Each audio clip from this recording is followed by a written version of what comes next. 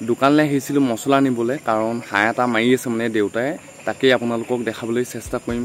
হাঁহটোৰ এতিয়া পাখি গুচোৱা হ'ল, নোম পুৰি আছে দেউতাই। ধুনীয়াকৈ এতিয়া মই বনাম, খাম আৰু আপোনালোকক অকল দেখুৱাম।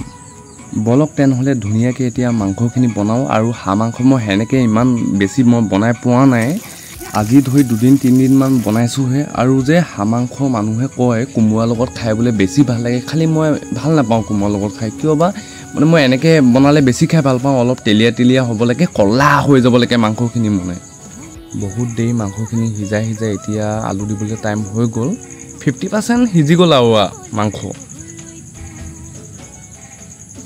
এইফালে মই এতিয়া আদা নহৰু অলপ খুন্দি কিনে থৈ দিছিলোঁ, এতিয়া ইয়াত দিওঁ। তাৰপিছত মছলা 3বিধ মছলা মানে মই পানীত গুলি কিনে থৈ দিছিলোঁ, দিলোঁ এতিয়া ধুনীয়াকৈ। ৰেড চিলি, মিট মছলা আৰু হেৰি দিছিলোঁ। চাওক অৱশেষত মাংসখিনি এয়া